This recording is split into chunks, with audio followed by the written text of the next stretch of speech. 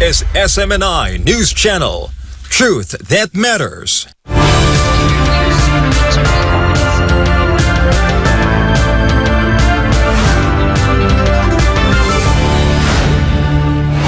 In the headlines, prominent lawyers and former palace officials have lambasted certain young guns or young lawmakers in the lower house for questioning Representative Paolo Duterte's proposal for mandatory random drug testing of government officials.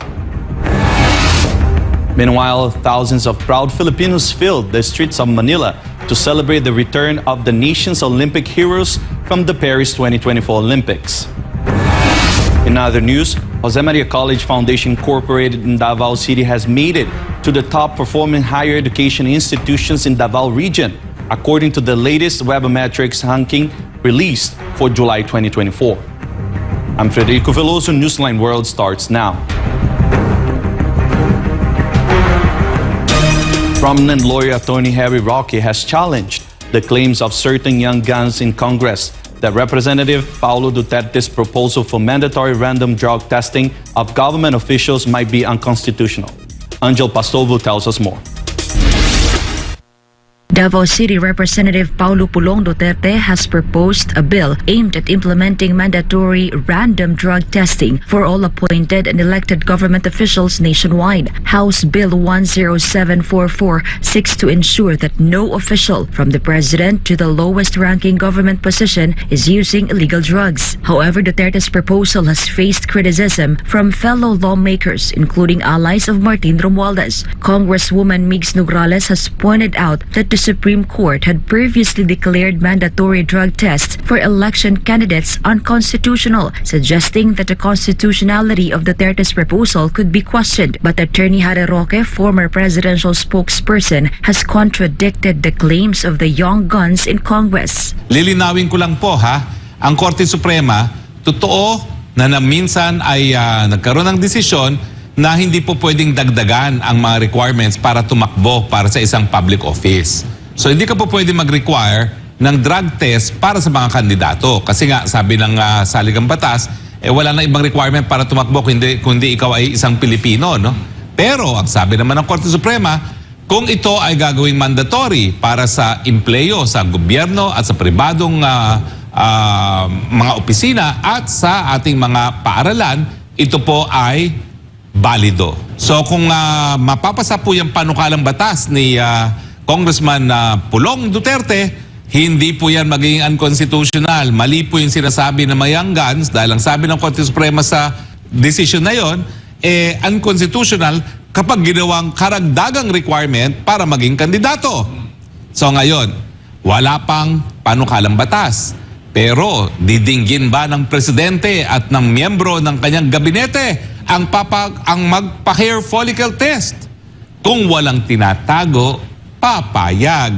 Kung may tinatago, papalag. Roque also called on leaders of government-owned and controlled corporations or GOCCs to voluntarily undergo hair follicle tests. He argues that undergoing these tests would help dispel allegations against some government officials.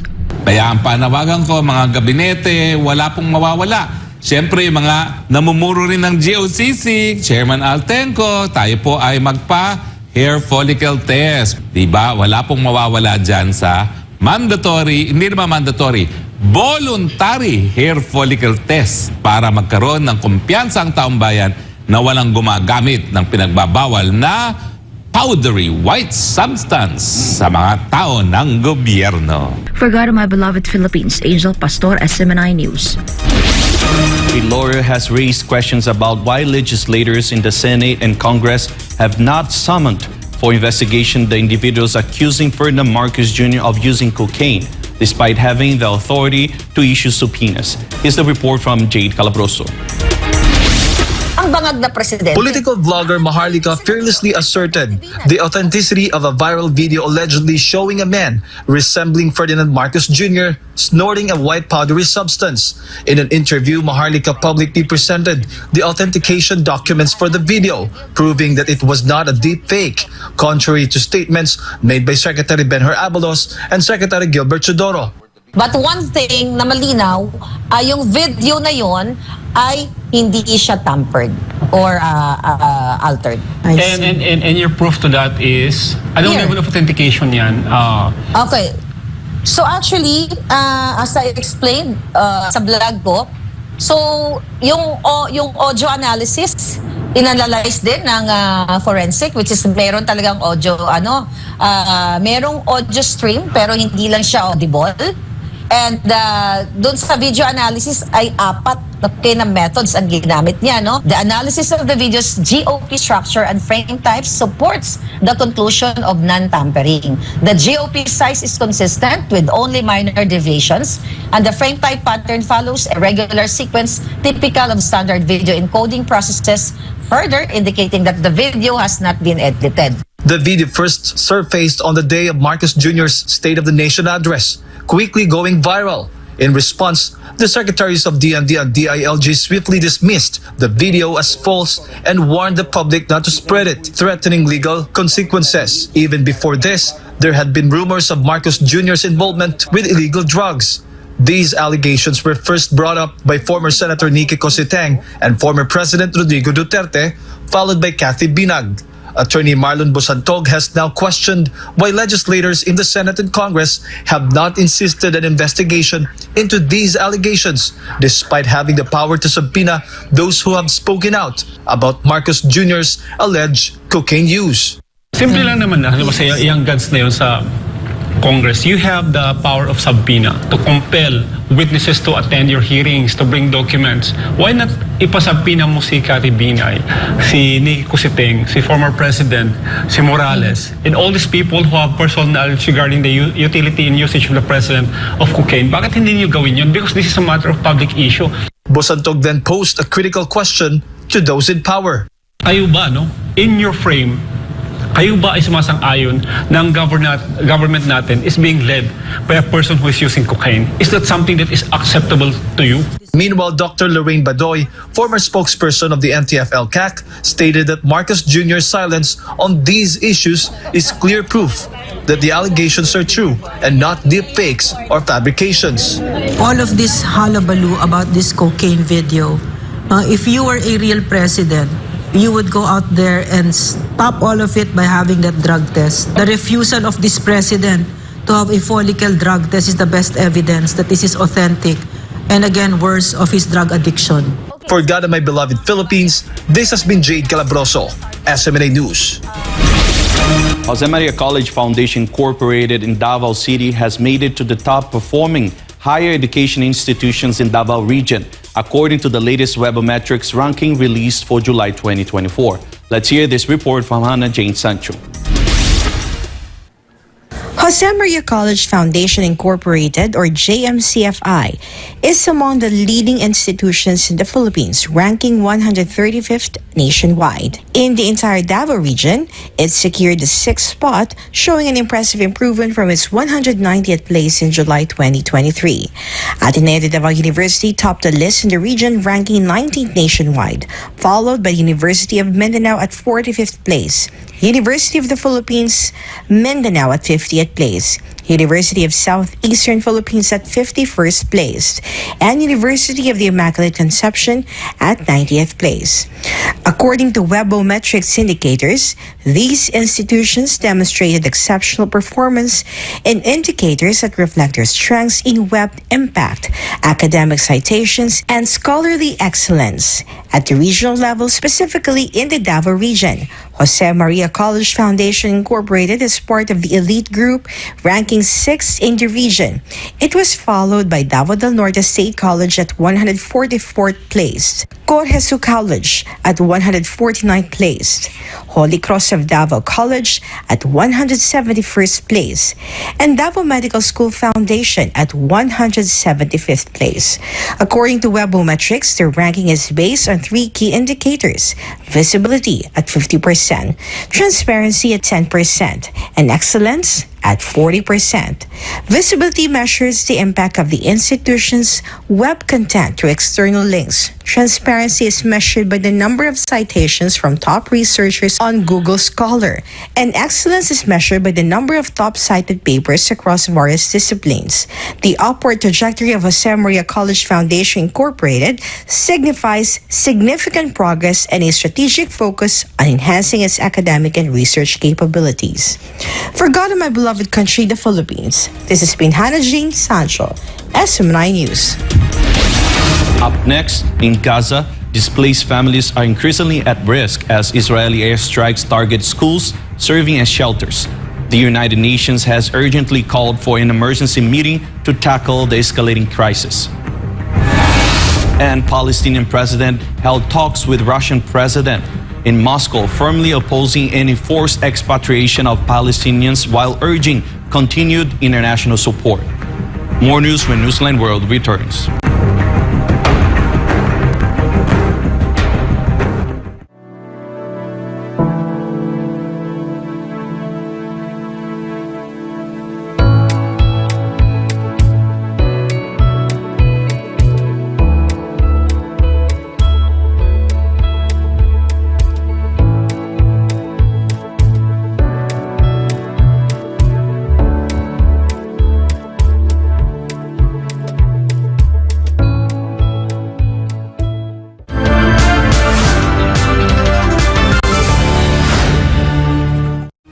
Europe is on high alert as Oropouche virus cases emerge, following recent fatalities in Brazil and reports of infections across Spain, Italy, and Germany. David Lira has the report.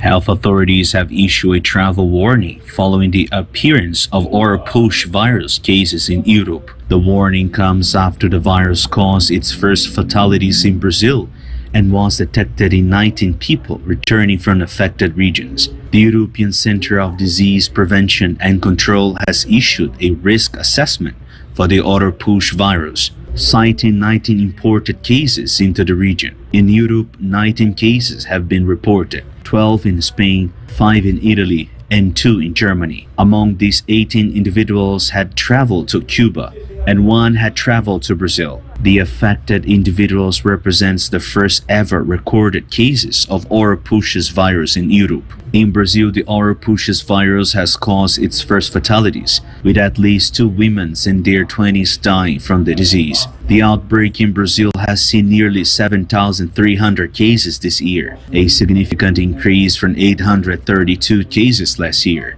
The Oropouche virus transmitted by midges, gnats, and mosquitoes. It's also prevalent in South America and the Caribbean. Symptoms include fever, headache, nausea, joint pain, and rash, with several cases potentially leading to meningitis. There is no vaccine or specific treatment available for the virus. Travelers are advised to take precautions to avoid mosquito bites and stay informed about the virus to protect themselves while abroad. This has been David Lira, your global citizen correspondent for SMNI News. Thailand's Constitutional Court has ousted Prime Minister Srettha Thavin in a 5-4 decision over ethical misconduct. Chad Mongan Pisamagazan reports.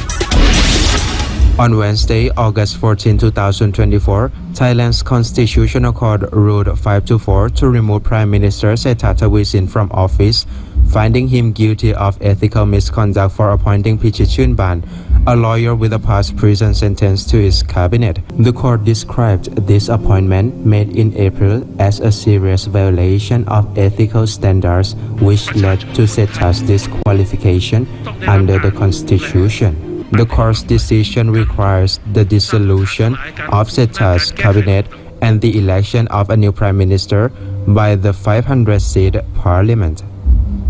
Until a new leader is elected, Deputy Prime Minister Phumtham Wechayachai will serve as caretaker. This ruling adds to Thailand's political uncertainty following the court's recent decision to dissolve the Move Forward Party, which had won the most seats in the 2023 election and sought to reform Thailand's lèse-majesté law. Economically, the ruling has impacted financial markets. The benchmark stock index fell 1.3%. the baht remained flat against the dollar, and foreign investors withdraw over $3 billion from Thai stocks. Reporting from Thailand, I'm Shadmon Komisamaikoson, your global citizens correspondent for SM9 News Channel. In Gaza, displaced families are facing increasing danger as Israeli strikes hit schools being used as shelters. The United Nations has called for an emergency meeting to address the crisis. Gratero Omori reports. On August 10, Israeli airstrikes hit the Al Tabin school in Gaza, killing at least 100 people, including many women and children. This attack has intensified calls for a ceasefire and more humanitarian aid. UN officials Rosemary DiCarlo and Lisa Doughton briefed the Security Council, urging an immediate ceasefire. They reported that schools in Gaza are being targeted more frequently, with 21 attacks on shelters since July 4. Displaced Palestinians are struggling as their shelters are destroyed. Nearly 1.9 million people in Gaza have been displaced. Schools that were once safe are now being bombed. In a report by CCTV Plus, some displaced Palestinians spoke about their situation. One such school, Al Ramla, has been heavily damaged. Families there are staying despite the danger. طبعا أنا نازح من حي الشجاعية، كنت موجود في مدرسة دلال المغربي. مدرسة دلال المغربي تم استهدافها قبل 10 أيام. توجهنا لمدرسة الرملة، قعدنا فيها هان. طبعا مدرسة الرملة هيك بما انك انت شايف كلها مدمرة، يعني عدد الصفوف اللي فيها بيجوش 10 صفوف، كلهم 10 عائلات 12 عائلة. تفاجأنا امبارح، اول امبارح كان في استهداف على باب مديرية التربية والتعليم بجوارنا، وامبارح او اول امبارح كمان في استهداف لمدرسة الزهرة لا تبعد عنا يمكن 20 متر 30 متر. Since October 7 last year, over 175 shelters including 150 schools have been attacked. The Israel Defense Forces claim that some militants are using these schools as bases, but many residents find this hard to believe. ومع ذلك الاحتلال بيدعي انه مقاومة او بيدعي انه فيها شخصيات سياسية او عسكرية. وين الشخصيات العسكرية؟ طلع لي هات لي هنا بالله شوف لي حد في هيك شايف هنا. طبعا دي النظرة بس قول لي وين القيادات اللي هنا؟ وين في اماكن زي هيك يعني بحكي لي في قيادات او في شباب او انه مثلا قول لي شرطة او وين هذا الكلام؟ اثبت لي هذا كلامك انك قاعد تضرب انت مدارس في صغار في اطفال. According to UNICEF data, since November, the number of schools directly hit by airstrikes has surged fivefold, rising from 60 to nearly 340. The total number of children killed in the conflict has now exceeded 16,500. Overall, the death toll in Gaza has reached nearly 40,000. Reporting from Dubai, I'm Gratero Omori, your global citizen correspondent for SM9 News Channel. Palestinian president met with Russian President Vladimir Putin in Moscow, rejecting any forced expatriation of Palestinians and calling for continued international support. Putin reaffirmed Russia's commitment to a two-state solution amidst the ongoing Middle East crisis. Melchizedek Cadiz reports. In Moscow on Tuesday, Palestinian President Mahmoud Abbas stood firm against any forced removal of Palestinians from their homes. He underscored the strong ties between Palestine and Russia, stressing the need for ongoing international support during these challenging times. ونطالب بوقف القتال والدعم وتقديم المساعدات الإنسانية للفلسطينيين وعدم تهجيرهم. نحن لن نسمح ولن نقبل وأنتم معنا بتهجير الشعب الفلسطيني من ضفة وغزة والقدس إلى الخارج كما حصل في 48. مأساة 48 وال67 لن تتكرر إن شاء الله، ولكن بدعمكم وبمساعدتكم نحن واثقون أننا سنصل إلى مبتغانا. شكرا سيادة الرئيس، وأنا سعيد أن أكون هنا معكم هذا اليوم لاستكمال ما بيننا. President Putin, expressing Russia's long-standing position on the Israeli-Palestinian conflict, reaffirmed his country's support for a fully recognized Palestinian state. He stressed that Russia's stance has always been rooted in international law and United Nations resolutions, emphasizing that peace in the region can only be achieved through the establishment of a sovereign Palestinian state. здесь является неизменной, она сформулирована давно и не носит какого-то конъюнктурного характера. Мы полагаем, что для того, чтобы обеспечить длительный, надежный, стабильный мир в регионе, нужно выполнить все решения Организации Объединенных Наций и прежде всего создать полноценное палестинское государство. The Israel-Hamas conflict, which began 10 months ago, has resulted in thousands of casualties and widespread devastation. The conflict erupted after a major Hamas attack on southern Israel on October 7, 2023, leading to a full-scale Israeli military response. As the crisis continues, President Putin's calls for a Palestinian state as a resolution to the conflict further highlight Russia's role as a key player in seeking peace in the Middle East. Reporting from Kuwait, I am Melchizedek Cadiz, your global citizen correspondent for God and for our beloved country, the Philippines. Thousands of proud Filipinos filled the streets of Manila to celebrate the return of the nation's Olympic heroes from the Paris 2024 Olympics. The city also announced plans to declare August 4 as Carlos Yulo Day in honoring the two-time Olympic gold medalist. Carlo de la Peña with more details.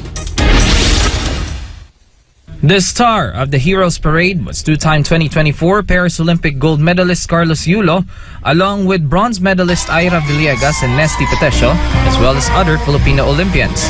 The parade route started at Aliu Theater in Pasay, turned left onto Rojas Boulevard, right onto P. Burgos Avenue, continued onto Finance Road, then right into Taft Avenue, right onto President Quirino Avenue, left onto Adriatico Street, right onto Mendiola Street, and finally ended at Rizal Memorial Sports Complex, where a program was held to honor the athletes. Manila residents couldn't contain their joy as they cheered for each athlete along the parade route. Proud Filipinos eagerly awaited the passing Olympians, showing their admiration. At each station along the route, in addition to support from the Manila LGU, private sectors provided water and snacks to those waiting for the parade. A few days before the event, the MMDA advised motorists to take alternative routes to avoid heavy traffic due to the parade. On Tuesday night, the athletes who competed in the Paris 2024 Olympics arrived in the country aboard a chartered flight that landed at the Maharlika hangar in Villamor Air Base. They headed straight to the Malacañang Palace for an awarding ceremony and dinner reception. Olympic gold medalist Carlos Yulo was awarded 20 million pesos and the Presidential Merit at the welcome reception for the 2024 Olympians at the Palace. Bronze medalists Villegas and Petesio each received 2 million pesos from President Marcos Jr., while other Olympic participants were given 1 million pesos each. Meanwhile, Manila City Mayor Hani Lacuna confirmed that the City Hall will hold a separate program on Monday, August 19, to present 2 million pesos in cash incentives to two-time Olympic gold medalist Carlos Yulo. Lacuna also clarified that the planned Carlos Yulo Day in Manila will be a working holiday, with a chosen date being August 4 each year in honor of the date Yulo won his first gold medal. The city first presented a 500,000 pesos cash incentive to Olympian pole vaulter Ernest John Obiena on Wednesday afternoon at the mayor's office, as Obiena was scheduled to leave for another country. For God and my beloved country, the Philippines, this has been Carlo de la Peña, SMNI News. And before we end, may you be inspired with the words of the Son.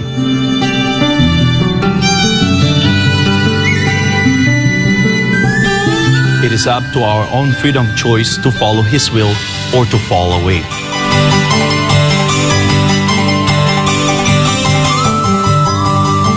And that's all for this edition. For more news update, you may visit SMNINewsChannel.com or follow us in our official social media accounts on Rumble, YouTube, Facebook, and Twitter.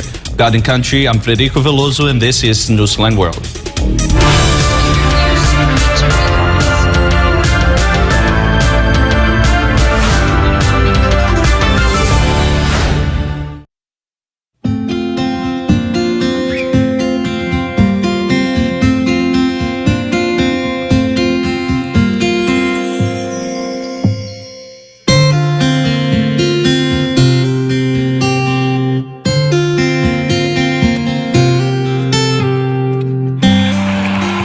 Children will grow up and bring the joy, the love, the peace, and compassion to the whole world.